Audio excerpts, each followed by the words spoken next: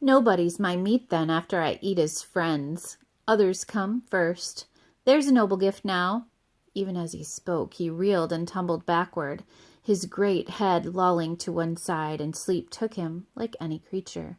Drunk, hiccuping, he dribbled streams of liquor and bits of men.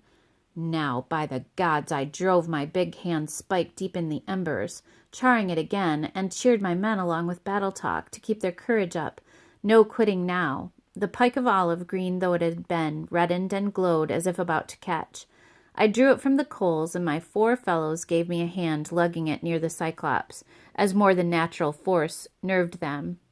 Straight forward they sprinted, lifted it, and rammed it deep in his crater eye, and leaned on it, turning it as a shipwright turns a drill in planking, having men below to swing the 2-handled strap that spins it in the groove.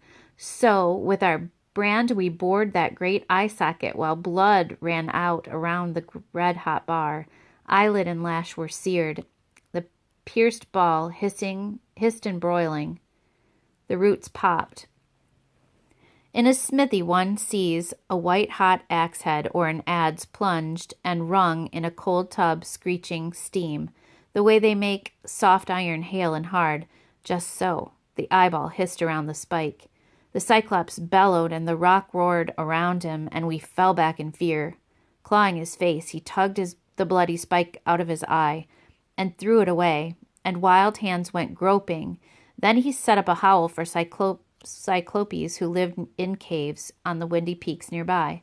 Some heard him, and they came by diverse ways to clump around outside and call, "What ails you, Polyphemus? Why do you cry so sore in the starry night? You will not let us sleep. Sure, no man's driving off your flock. No man's tricked you, ruined you." Out of the cave, the mammoth Polyphemus roared in answer, "Nobody! Nobody's tricked me. Nobody's ruined me."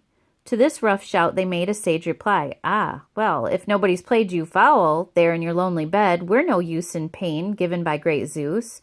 Let it be your father Poseidon, Lord, to whom you pray." So saying, they trailed away, and I was filled with laughter to see how like a charm the name deceived them. Now Cyclops, wheezing as the pain came on him, tumbled to wrench away the great doorstone, and squatted on the breach with his arms thrown wide for any silly beast or man who bolted, hoping somehow I might be such a fool. But I kept thinking how to win the game. Death sat there huge. How could we slip away? I drew on all my wits and ran through tactics, reasoning as a man will for dear life, until a trick came, and it pleased me well. The Cyclops' rams were handsome, fat, with heavy fleeces, a dark violet. 3 abreast I tied them silently together, twining cords of willow from the ogre's bed, then slung a man under each middle one, to ride there safely, shielded left and right, so 3 sheep could convey each man. I took the woolliest ram, the choicest of the flock, and hung myself under his kinky belly, pulled up tight, with fingers twisted deep in sheepskin ringlets for an iron grip. So, breathing hard, we waited until morning.